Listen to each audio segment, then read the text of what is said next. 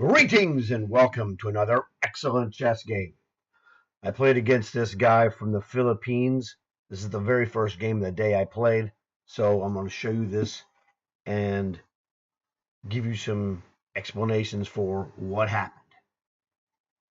So it was a very up and down game, but it's one of those things that this is the kind of thing you have to go through, and it's an experience that makes you better if you let it make you better. It could make you worse if you let it make you worse. So let's pay attention here. All right, D4. He's playing G6, accelerated, King's Indian, defense, theoretically.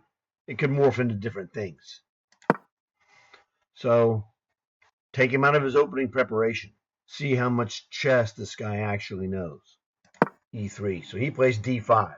Now, normally you don't see D4, D5, E3, G6. It's not bad necessarily. It's just not normally what you see. This is just simple stuff. It's a 10-minute game. Don't be complicated. Follow my father's rule. Don't be fancy. All right? Just playing non-fancy chess. All right. That's the best move for sure. He's already played G6. You got to get that bishop on that G7 square for sure. So give him credit on that one. We're going to stop E5. All right? As long as possible. He's not threatening to do it, but I don't really think this was the best move. I think he should have played. It says knight h6. Knight f6 would have been more normal, but, whatever. We're not all supercomputer programs like the engine is. All right. A4. Now, that is one of those, more modernistic Hikaru type of a move. Don't be fancy. A4 is a fancy move. Play it if you've studied this kind of stuff. I've seen, Hikaru play this and some other grandmasters as well. And, well, I'm not him and he's not me. So basic stuff. We're gonna retard the idea of knight f6, knight e4. We're gonna play knight e5 when it's convenient. Castle, kingside, etc. So knight f6, fine. If you play c5, c3, because if he pushes c4, bishop goes to c2. Keep him on the attacking diagonal. But now that he can't play f6, knight e5 is great. He castles, good move. I castle, good move. c6, very solid. It's not ambitious, but solid. c3. This way I don't worry if he decides to ever play c5. I'm already covered. b3 with the idea of bishop to a3 is another idea that I was considering, but I never played it. Queen c7 seems slightly odd. Whatever. The problem with knight d7 is that he just doesn't have a lot of scope for this knight, and I'm happy with that.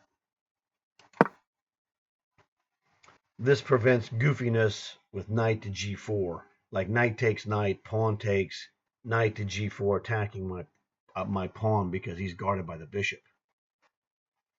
So this is just a preparatory move to play g4 without having to worry about the queen defending. Now this is kind of a strange move. He looks like he really wants to play e5 if I move my knight. So hit him with g4. c5, I don't think that's a big deal. Now b4 is okay too, but I've got kingside attack in short time. I'm good. Yeah, this one is a real head scratcher. Knight to f8. Not really that impressed with that move, but this, like I said, this knight had little scope to begin with. Queen to f3. Kingside attack formation. Now, you guys who've seen multiple games of mine have seen that this formation can become a very strong kingside attack. He apparently doesn't see that. That's okay with me. Okay. Again, I'm not worried about that. He's not going to play knight takes knight because f-pawn takes. So that's really, he's just threatening to play f6. This is what he's planning. You know, my dad's rule number 2, what's he trying to do to me? Not knight takes knight, but f6. And then I can go knight takes knight, and he'll try to play e5. So I know what he's doing. Objectively, now that I think about it, with the e5 idea, queen g3 was another idea I thought of, because this does reinforce an anti-e5 idea. Hey, sometimes you make some great moves based upon a 10-minute game relative to the time control. Sometimes the move is good, like queen g2 is a good move, but queen g3 might be better. I don't worry about e4. Okay, now I can go also knight f3, retreating. But he's going to play e5. So I figured I'm going to chop this dude. I really thought knight takes on d7 was the move. But apparently the computer agrees with him that bishop takes is the best move. Okay, so the moment of truth is coming. What's he trying to do to me? You can better believe it, baby, that this is the move. This is a super strong move for black. All right, that is the threat. He's got 1, 2, 3, 4 defenders for e5.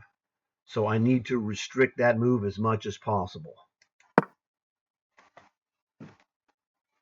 I'm shocked that it did not think that this was the best move. Well, whatever. If he plays e5, I can just simply play pawn takes if I want to. Or e4. So he plays e6. That's the best move. I did not know that was the best move. I wasn't worried about it because the response is, well, what's he trying to do to me? It's real simple. He's got 1, 2, 3 attackers here on f5. I have 1, 2, 3 defenders. I'm good. But I'm going to play e4. I want to bolster f5, threatening to take potentially, or take on g6, and potentially play e5 myself, or if he takes, I take back, etc. So he's playing the undercut move, which is trying to undercut my pawn chain of, well, bishop supporting e4, supporting f5. Okay, so here, the move that comes to my mind immediately is bishop takes, defending this. I have 2 defenders. He's got 3 attackers on g6. And it said no. It said knight takes is the best move. Check this out. That was a shocker. Now, I don't know specifically why this move is so enticing to the computer. He can just play pawn takes and he's just winning a pawn. But he's not really winning a pawn. And I think that's the key. Pawn takes, pawn takes. Well, he could play bishop takes.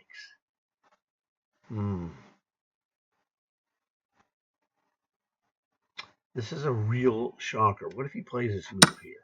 Pawn takes. What happens? Yes, bishop f4, followed by knight d6. This gives me the recovering attack. Knight to d6 would give me bishop, knight, and rook and pawn. That I missed. Bishop f4 and knight d6. But yeah, I saw it when I saw it there. Takes longer to see that move. Okay, so I didn't play this. I played bishop takes.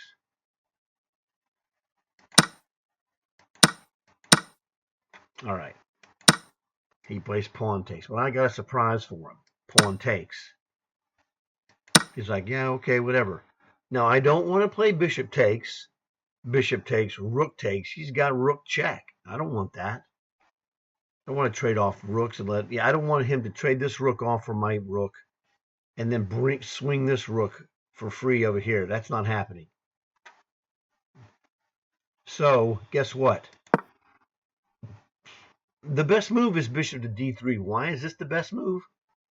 These 2 pawns don't count as 2. They count as 1. And this is the key. He's got 1, 2, 3, 4, 5. I got 5. I'll take this at some point. It doesn't matter. in the end game, this formation is so bad that it can become worse than actually one pawn. All right, he can be down in the computer would rate this position as white's advantage because his pawn is so bad theoretically in the end game. So we're not worried about this f5, and I don't want to trade off his junk pawn. Super pawn is what I call this bad bishop. I don't want to trade this off for my good bishop. My bishop is an awesome attacker. His bishop is a crappy defender. So there you go. Does nothing. Check. Oh, it likes a better move. Rook f3, it liked to do that. But he's going to play rook to here. Again, trading rooks with me. And I don't like that. So I wanted to check him. And then hit his rook with knight f3. Because now this rook has to move again. My bishop did an attacking move. So one of the things, as a supercomputer grandmaster, that wasn't the greatest move. It wanted to play rook f3. But to check with the bishop stepping out of attack and then moving the knight to a great attacking square, freeing the bishop for release seemed like a really solid idea. And now, this was another one. I thought about this briefly because I'm not 100% sure. But this is a spidey senses. My spidey senses told me this is the move. The chess coach said this was the best move on the board. Freeing up my bishop to get to f4, and then now I will have the superior development. So rook to e8. Now, again, what's he threatening to do to me? Well, if he messes with my bishop, the bishop guards e2, preventing this. So this bishop right now is on this attacking diagonal for the king, but really, as a defender, his primary goal will be bishop to d3 to stop that. These rooks don't have a lot of great squares, and I'm looking to play bishop f4, bishop to d6. This rook is horribly cramped. And I played the best move on the board, bishop to f4. Because I'm eyeballing. I can't play bishop d6 right now because he just plays rook to e3. So I've got to prepare this. Or, keep the thing that I had to do was be aware of this possibility, which I'm aware of it. I'm explaining this to you, so I'm aware of it. And it comes to importance pretty soon. So now my development is great, except that my last rook hasn't developed. His rooks are developed, but they're not optimum. Okay, that's the difference. They're okay. They're out there. Better than not developed. Better than being in the corner. Let's not get it twisted. So again, one of the things I always tell you guys is that you can't disrespect your opponent. This guy is a good player, so he knows something. So we have to rely. We use the reputation of our opponent to help us find the best moves, because this guy is a good player. So he must be making good moves. Not perfect, because no one's perfect. And that's the difference. We can beat his moves because they're not perfect, but they're good moves. He has a good position. All right. King to h2. I'm threatening simply rook g1 with latent mating threats here. It's crude and barbaric and effective. Again, an inferior move. This is the problem when you have a cramped position like he has. His position is very cramped. He's looking for activity. Well, he wants me to move my bishop. Well, I don't need to move that bishop. I'm going to play bishop to d3 and kick this dork. Scram, sonny. Now, what was the best move? Queen to g3 was the best move. Which is, good, I guess. I don't know what queen to g3 is threatening, to be honest with you. So, play the moves you see. This seemed obvious. Goes back, kicks him back to e7, because everything else is worse. I own this square, this one, bishop takes rook. I own this square, bishop takes rook. I own this with a pawn. I don't own this square, rook to e6, but that just looks completely super wrong. In fact, I'd play bishop takes.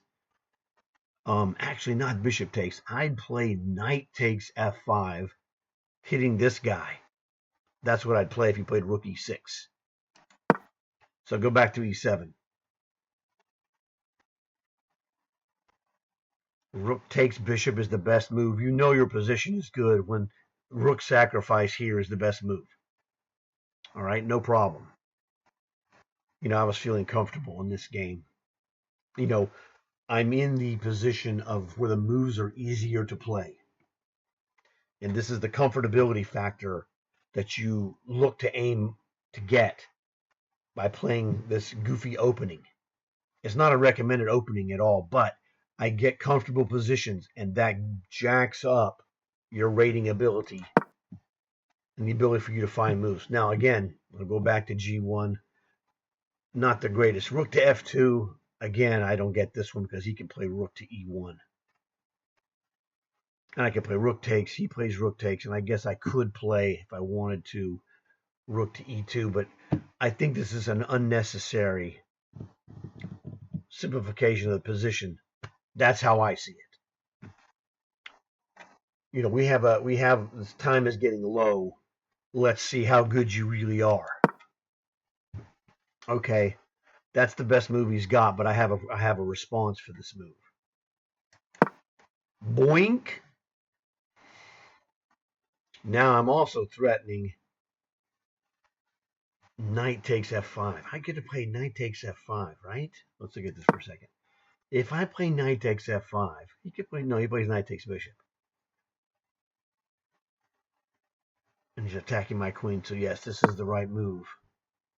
Again, it's defensively stopping knight f4, threatens this rook. It's really a bogus move for him.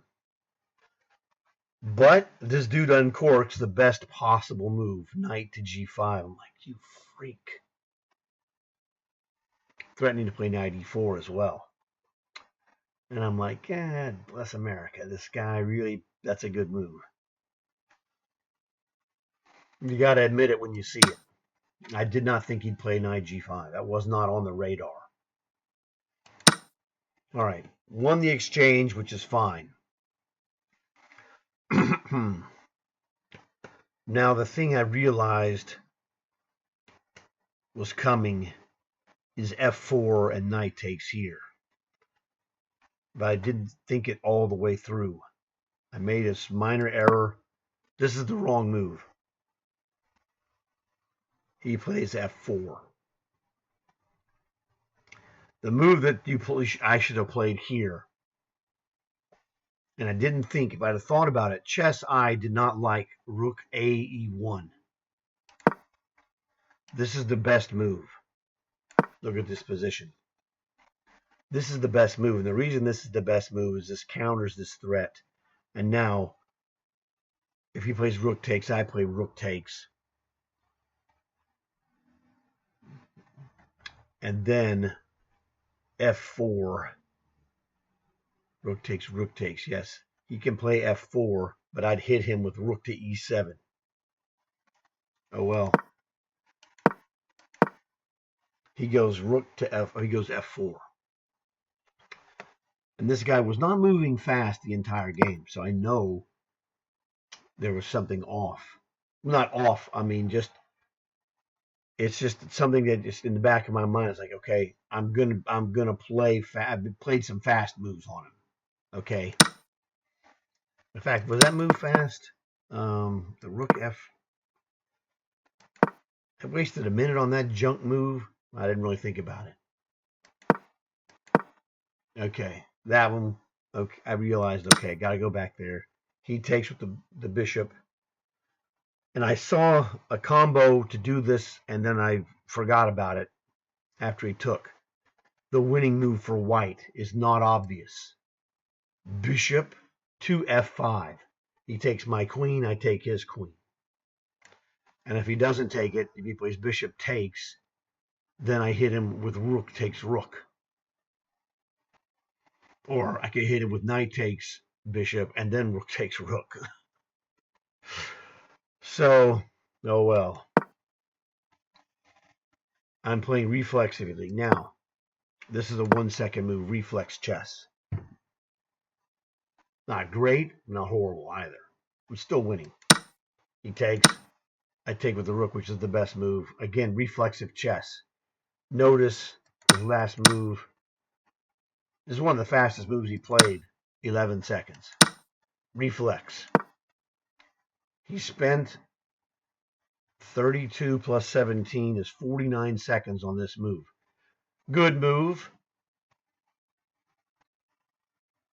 The move I should have played, however, I don't know. Yes, grasshopper. Not the right move.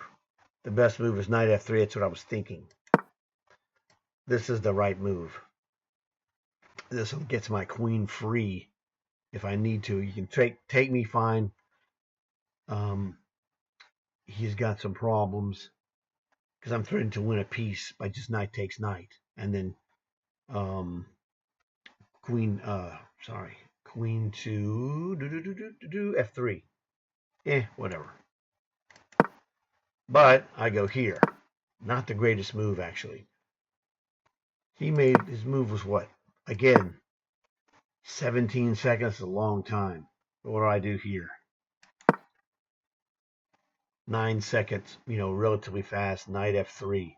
He plays the best move, bishop to d5. Yeah, that's by far the best move. My mistake. Now, I have a problem as well here. I need to break this pin, but I didn't. I should have played c4. That breaks the pin, idiot. Oh no, I can't play c4. I got to defend this first and then play c4. He plays this. And I see this combo is coming, but it's taking him forever. Look at the times he's taking. Another 19 seconds for that move.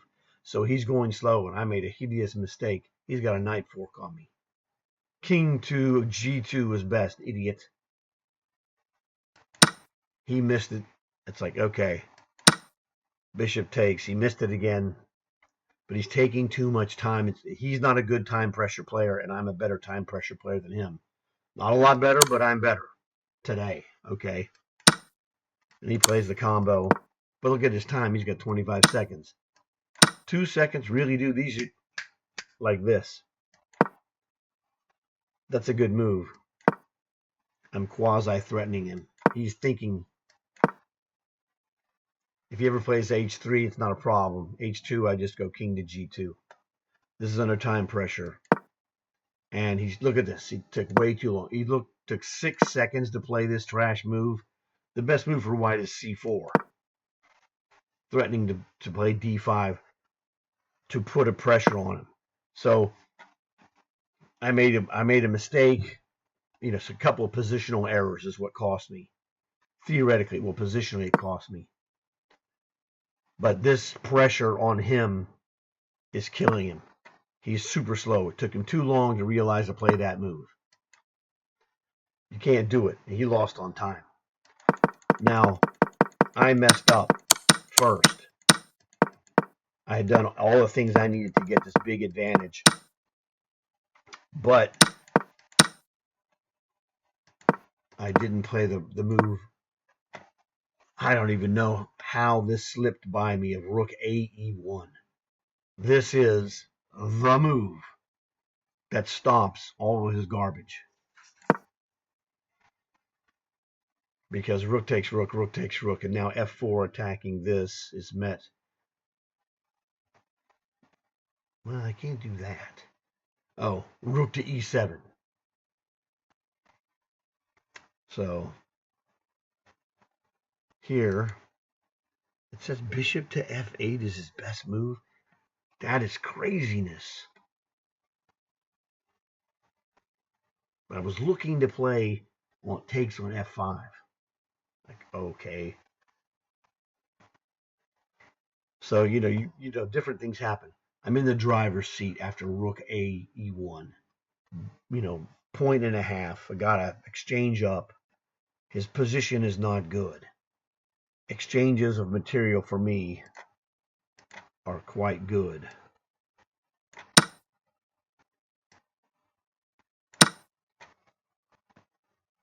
And now f4 again, that threat is nasty.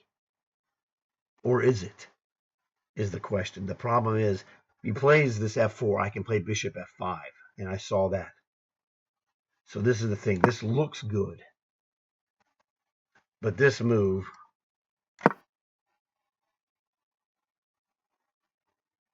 bishop takes, knight takes. If queen takes, he likes this, well, I like this. Queen takes f5. This says this is minus only 1 for him. I don't get it. This is forced. So here's the question. What is going on? Yeah, king g7, I saw this. Whole idea in my head. I mean, it looks like rook e8 is the obvious move, right? And I'm winning. I'm just an exchange ahead. He's got a hideous threat of h4 coming. He can play king f7.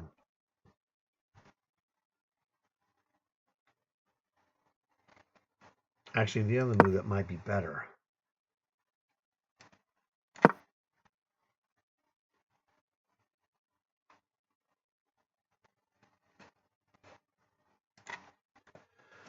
So, this is very, this puts another ratcheting the pressure up. Am I going to take this pawn with check? It's nasty, but I'm also threatening h4. But it's harder to see the pawn threat of h4 than it is. This is the easier threat to see. So there's a double threat here that's really, kind of dangerous. It says f3. Interesting. Rook takes b7 check.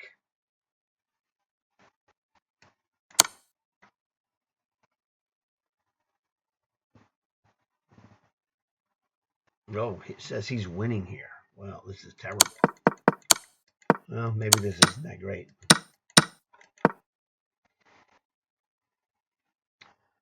I'm winning this with rook e7 is my guess. No, knight f3. There you go. Well, okay. I had it in my hand. But in a short time control, I was able to hang in there and exploit my opponent's inferior, response under time pressure, because that's part of the game. So, hope you guys enjoyed it. Hope you learned something. I did. And this is the thing. Not only did I learn something, I got better. Just a little bit better. But I got a win. I got paid for the win. So, I want to thank you guys for watching the video. Hope you enjoyed it. Hope you learned something. That kingside position, attack position that I got was just, pretty awesome. That's the move right there that I missed somehow. So, look forward to seeing you guys again in another video. And as always, like and subscribe. Oh yeah, check out those mega training videos. They'll make you better and give you confidence to win, even if the game takes a bad turn for you like this one did for me. So, see you later.